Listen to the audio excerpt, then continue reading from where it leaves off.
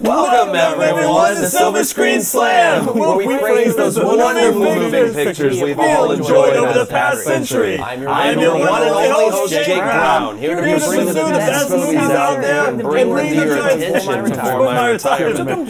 So come join me each episode as we explore the movies of the past and present and discuss how they affect us emotionally and their emotional effect on our loyal viewers as well. After each episode, we will ask you to voice your own opinion about upcoming movies we run into via our social media outlets at the bottom of the screen. With that being said, yeah. You want me here? I don't get a real chair.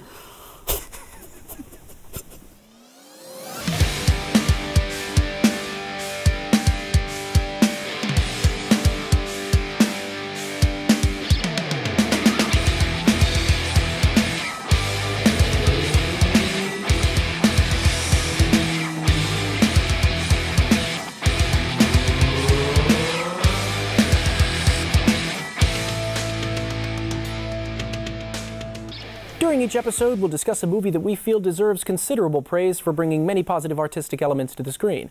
This may be a new release, a not-so-new release, or even one of the classics. In our previous episode, we explored 1984's rivalry-turned tragedy Amadeus, declaring it a near-perfect film with great pains taken by director Milos Forman and the rest of the cast and crew to get everything just right. We also personally praised actor F. Murray Abraham's performance as just about the best we've ever seen, with his 3-in-1 complex character of Antonio Salieri. In this episode, we're going to do something a little different as I invite a few special guests with me to explore the 1982 revolutionary sci-fi powerhouse Blade Runner, directed by Ridley Scott. So, without further ado, I stood there wondering. They had a right to know. This was my audience. What if they hadn't seen this film from 30 years ago? To let them go blindly into such a discussion. It was unfair, to say the least. As I sat there with that stupid look on my face, I knew I had to tell them. I had to give them the synopsis, let them know what this movie was about before throwing them into the lion's den. And what about spoilers? This episode was to be chock full of them. I began to inform them that Blade Runner takes place in Los Angeles in the year 2019 and follows a man named Rick Deckard who once... Blade Runner takes place in Los Angeles in the year 2019 and follows a man named Rick Deckard who once specialized in tracking down and destroying, or retiring, any of the newest generation of artificially intelligent human clones, known as replicants, who disobey their orders. Replicants' jobs are to serve the off-world colonies throughout their 4-year lifespans, as they are prohibited from landing on Earth. But when 6 rogue replicants break this law, Deckard, known as a Blade Runner, is pressured back into the job he left long ago. The movie was adapted from the Philip K. Dick novel Do Androids Dream of Electric Sheep and was directed by famed filmmaker Ridley Scott. It starred Harrison Ford as Deckard and Rutger Hauer as the primary replicant Roy Batty. Blade Runner received praise by many in and out of the film industry since its initial release in the early 1980s, with some calling it the #1 sci-fi film of all time. In the following clip, one of the replicants, Leon, played by Brian James, violently confronts Deckard about information regarding himself. Let's take a look.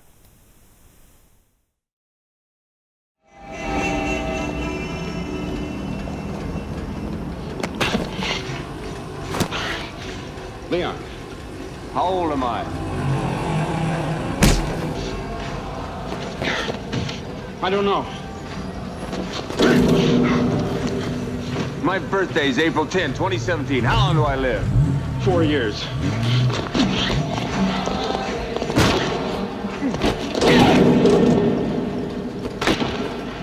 More than you.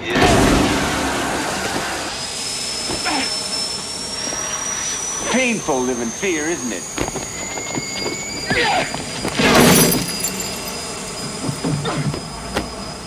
Nothing is worse than having an itch you can never scratch. I agree.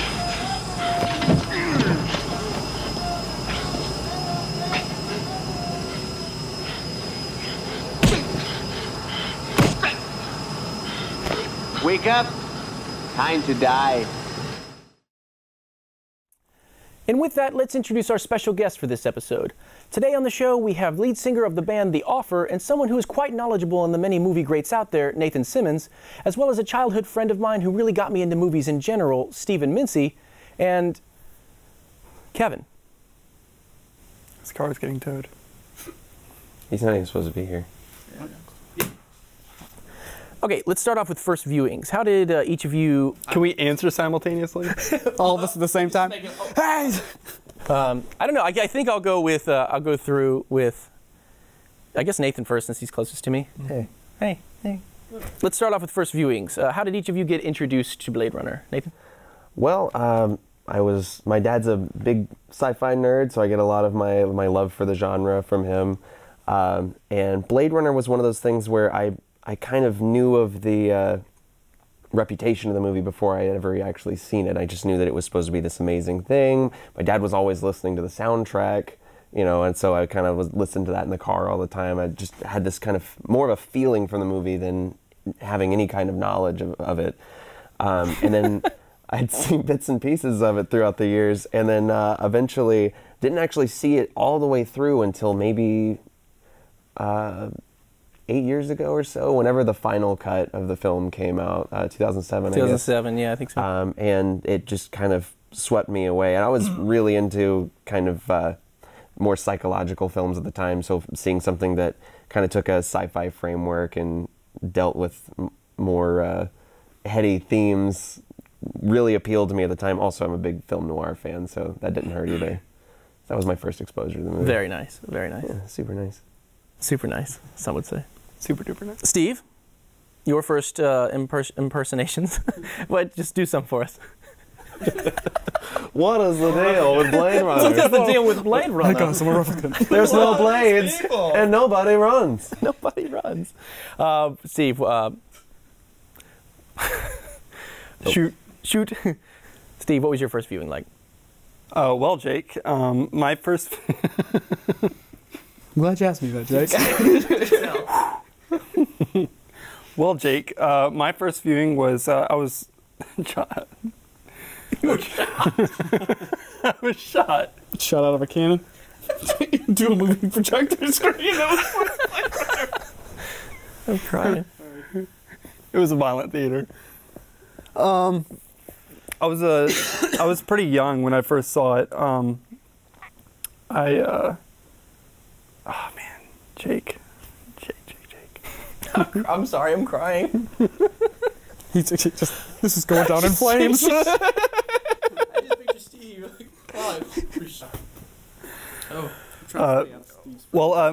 When I first got introduced to the movie, I was pretty young, and it was just, I sort of watched it along with other movies, that were similar, like Star Wars and, other features like that. But it wasn't really appealing to me when I was young because it had a very adult tone. Meanwhile, movies like Star Wars had more of like the hero's journey, so it was more appealing to a young kid. But that was when I was a kid. It's a different experience when I'm older. So, Kevin, you're here. First viewing experience with Blade Runner. How was it for you? What was it like? My first time watching it was it was about a month ago, and it was with you in preparation for being on your show. You're a late runner. Thank you. Late runner. I'd heard a lot of good things about it. I heard it was revolutionary. Was very excited to see it. I do love film noir and classic, detective stories. All in all, just cut all this out. We're done. My first experience with this film wasn't until just about a month ago. I watched it for the first time. I heard it was revolutionary. I was very excited to see it because I heard it was film noir and detective story, and I do love those. It's one of my favorite genres. But unfortunately, I was very disappointed.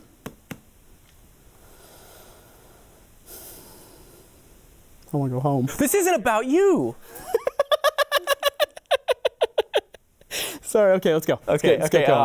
We talked about first viewing experiences, first impressions, all that kind of stuff. What did you like about the film? I guess we'll start with Nathan. Yeah, you want to start? I don't know if I should start with Nathan. No, I think you should maybe like do. I think I should start with a swing. Let's start do with like a boop boop boop, then a boop boop boop, then a boop boop boop. my hands were doing all the work on that sentence. Yeah, your vocabulary was suffering some fear. Camera boop, camera boop. So camera boop. Then you got a movie. You got a movie. That's the problem. Yeah, it's a movie. That's the process. So What did you like about the movie? We'll start with Steve. The things I liked about the movie included the visuals, especially for the time. I'm a huge fan of the practical effects, and that's what they were limited to back in that time period. So I really liked that. And the lighting effects, too, in the city. I liked how, when they were inside buildings, you would get the occasional flyby of lights coming through the building. They did a lot of night shooting, too. Yeah, like a huge amount of night shooting. And the score, of course, was great. So who is it? Vangelis. Vangelis. I always mess the name up. The Vandals. The Vandals. Yeah, they did it. And of course, Rutger Hauer. He knocked it out of the park. Yes, he did. I think the acting's phenomenal across the board. I mean, Harrison Ford shouldn't seem as tired as he does. Like he's still relatively young in this movie. Mm-hmm. And He's getting too old for this. He is, and you can honestly, you get the feeling that he's been around for a while. Like they always talk about how he's been this kind of rough and tumble guy who's he's weathered, and they pick a arguably kind of baby-faced guy, but he who makes a lot of baby faces it. Oh yeah, he genuinely just seems kind of like concerned and swept away and everything, because he doesn't want to be there, but I mean they kind of which is actually something you didn't like about it, right, Kevin? Kevin, I'm curious because I know Kevin kind of holds a little bit. I know Kevin holds a little bit different of a perspective than we do on it as far as how he favors the movie. So, I guess a better question to ask is, I don't mean to set you up for this. But what's your problem? Did you like anything about the movie? I honestly did. I honestly liked the. What is your deal? I think it was a classic case of putting all your ducks in a row and then not shooting any of them. Like, you had great acting. Like, Rutger Hauer, I think, did amazing. The lighting and the cinematography were both just beautiful. The score was just super unique. 80s. In kind of a good way. You know what it was missing? The saxophone part from Baker Street. But really loud. Like the booze and the one night stand. Like really loud, and it's also super slow. You can't hear anything they're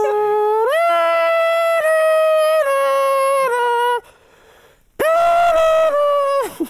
And they're pausing because it's actually on set, so they're trying to talk over it. It's live. Oh my god! Live. I never got to finish. Mike. You never got to finish. Never got to finish because Steve started talking about.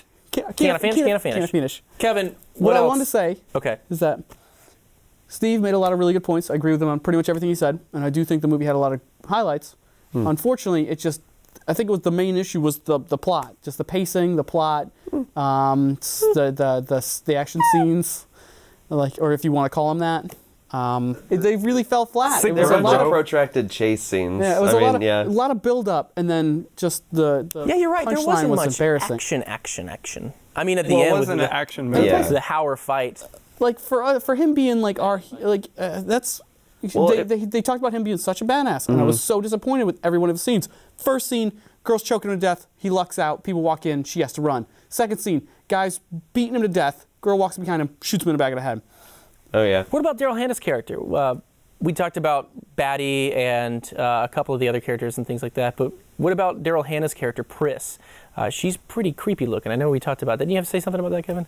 Only that she bears an uncanny resemblance to the gremlin on the wing in the original Twilight Zone, starring William Shatner. Can we show that real quick? Something on the wing. There's the thing that I love about Pris, though, Pris is we always have this understanding that Batty loves life. Pris is the one who actually shows it, because she's always backflipping everywhere. She's very animated. And when she dies, she throws a temper tantrum. She's still wringing every last bit out of it. That's true. And I think it's because she looks like the thing on the wing of the plane. Well, one of the things we talked about before was the fact that one of the things that makes him kind of a badass is he just has this kind of level of endurance that most people wouldn't have, I guess. Like he literally waits out Batty. Like he just kind of waits till Batty can't run anymore. Like he waits until he dies I still think this is all luck based. Like he's like Oh, gets yeah. lucky in the first one, gets lucky in the second one, gets lucky in the third one. Or well, the third one actually shows a little bit of skill. Fourth one definitely lucks out. Well, I Yeah. mean, it all comes down to managing your expectations of what the protagonist is supposed to be like. Like Yeah. when they refer to him as, the badass, it may be, not the way you think it would be, Well, they talk about like they have to go get him out of retirement because he's the only they need him because he's so great. And then Right, but like when you say great, it may not be like the cowboy who always hits his target sort of great. It may be just because He gets the job done gets the somehow. job done. The other thing I have to mention, and I'm probably going to bring us like straight down the rabbit hole here, is did they bring him out of retirement, or is he not is he a replicant that Okay. they've Just loitering brought around. online to do this? Okay, so there's a commentary on, I think it's the Final Cut, 2007's Final Yes. Cut, up from Ridley Scott, where he flat out admits that, and In if I his may head. be saying this right, if he's not mistaken, he's admitting that at the beginning it wasn't as big of a, it wasn't in people's heads as much, but after a while it kind of just evolved into, yes, Harrison Ford is a replicant. Well, every cult film has those fans that kind of look for clues, even if they don't exist. If they don't exist, yeah. But yeah, Ridley Scott has literally gone on record saying Yeah. the reason that Edward James Olmos' character Graf leaves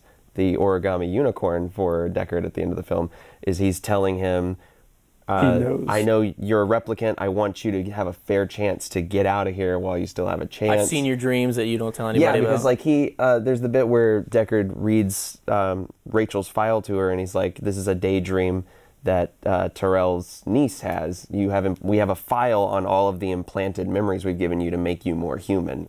Can we talk about the fact that there's 8 versions, 7 versions? Seven, Whoa. technically 7 versions out. There is the work print, which we just talked about, which was before the theatrical release and did not have narration. Yeah. Ridley Scott did not like the fact that the test audiences hated what it was or didn't get it, so he added narration for the U.S. theatrical release. There was an international release.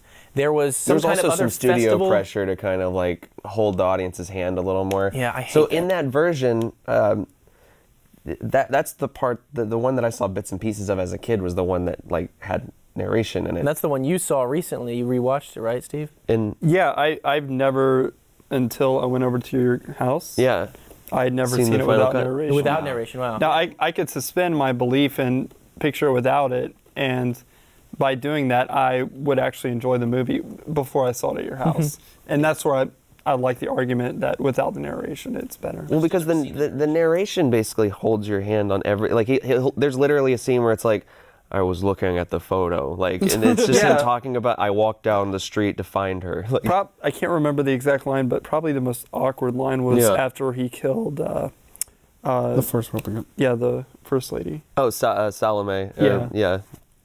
Snake Lady? Yeah. Yeah, Snake Lady. He's like, I watched her body dance around Yeah, or it something was like very that. awkward. It's meant to sound like faux noir, but it ends up just sounding like Creepy.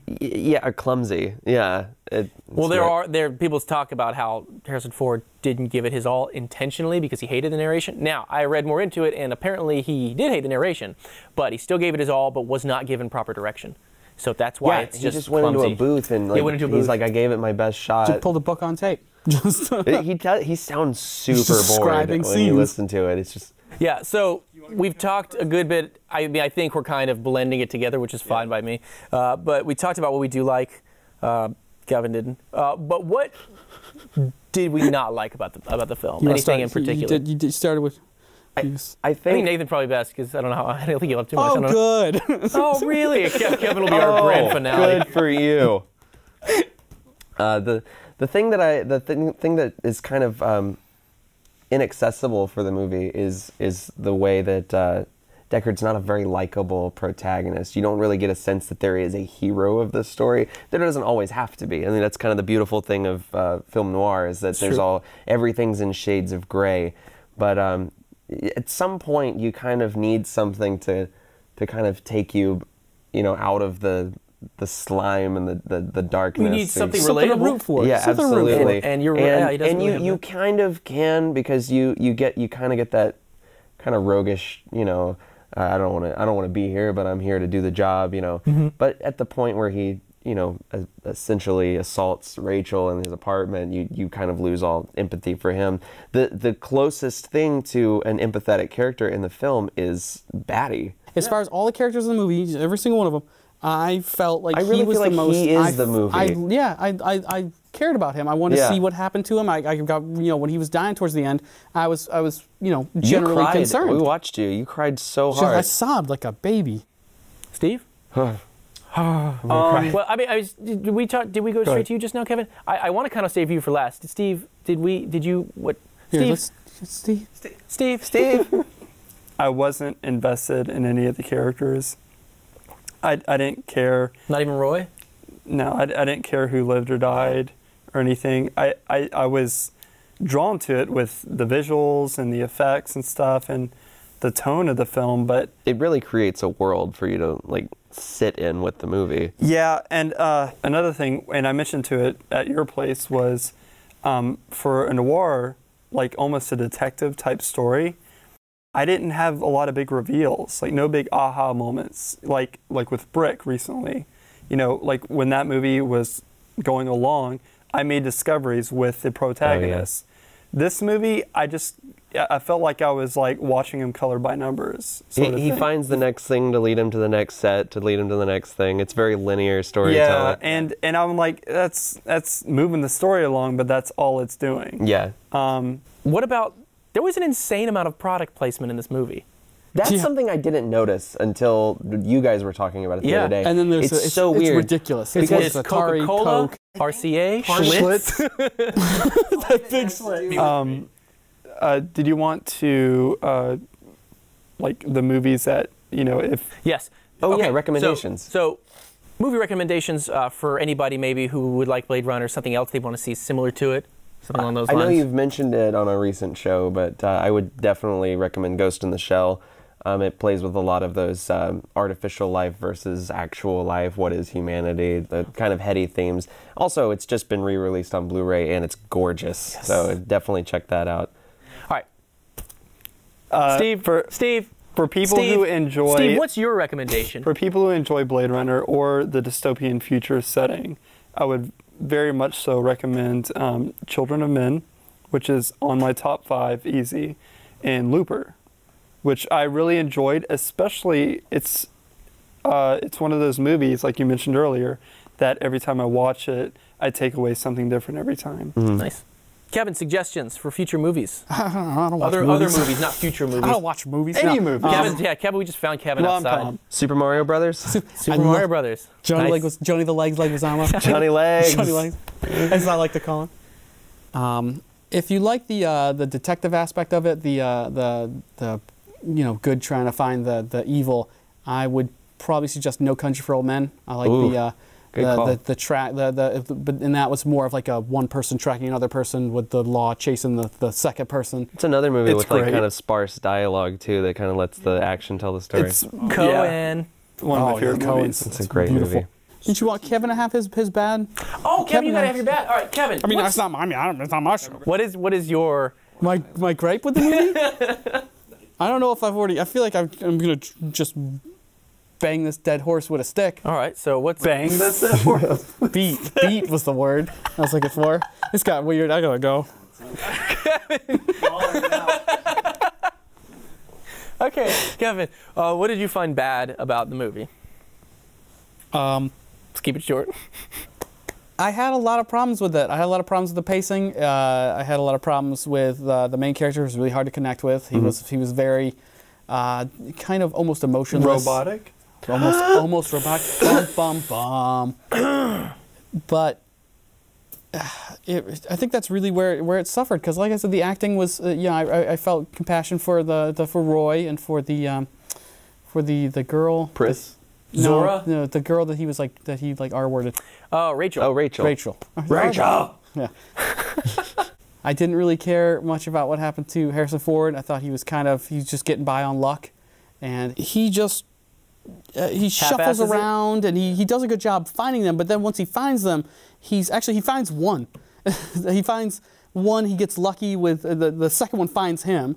And luckily he has pictures of all of them, so he doesn't have to sit them down and do a 4-hour interview. Yeah, thank God, because if he that would be really bad. The entire movie. He said, sit down, I have some questions for who you. invented these robots? Like, Put this on your head, we're doing the Voight comp test. No, that's going to tell you if I'm... Just sit down. Sit down. I'm good, I'm good. Enhance. Enhance. Is that the first legit? Is that the first movie to do the whole enhance thing? I'm sure It can't be, but no. They get away with it kind of because it's the future, but it's still ridiculous. On his IBM. This TV. This is like it's like a TV computer screen with like literally a VCR attached to the side. Yeah, he's got one of those tube laptops. Tube laptop, and the other computer Just burning his legs on his. And he's going through and gas powered. and he keeps enhancing the photo. He keeps enhancing the photo on the screen and turning to the left. Like, how many pixels per inch is this photo? And not only that, he can go around images in the photo. It's a future Polaroid. Yeah, 500,000 megapixels. Okay, Kevin. Other bads. I think I covered it pretty well. It's the pacing took me out of it. It had a hard time keeping me involved. I'm not a child. I don't have ADD. But when you're watching a movie and it's just they're shuffling around the world that you don't really fully understand, using processes that don't exist, and that they never really covered enough to track down people that you don't really care about. And it's a character. I do wonder. The way you describe it sounds like the most depressing movie ever. When did you see it for the first time? Oh, I only saw it for the first time about a year ago. I had heard a lot about it before watching it. Like, it's this kind of dystopian future and all this kind of stuff. And then once you develop that in your mind and you kind of have an idea that you do have to figure some stuff out for yourself, you tend to respect it more because you want to kind of figure those things out. I always hesitate to say this movie gets better on repeated viewings. I think Blade Runner does. I don't know. I watched it after the second viewing. For me, it was better. But but I understood a lot more about it once again. That's the same thing with me. Is like I feel like I do find more things every time I watch it. The music hit a lot more with me the second time. I own the soundtrack, it's good, it's something man. that I'll drive with that. Like. Well, we hope you've enjoyed this special episode of Silver Screen Slam. Join us next episode and we'll explore the 2014 galaxy-hopping, time-traveling epic Interstellar. Boring. Directed by Christopher Nolan and starring Matthew McConaughey and Anne Hathaway. All right. If you have anything you'd like to voice about next episode's film, or if you enjoy the show in general, feel free to track us down on our social media outlets at the bottom of your screen. Thanks for tuning in. I'm Jake Brown, asking you to tell me about your mother and to get outside more and watch some movies. Thank you.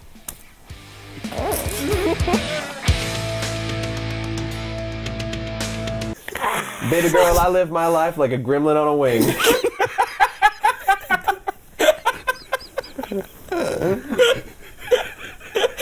Let's go do it. Can the credits start rolling now? Cut.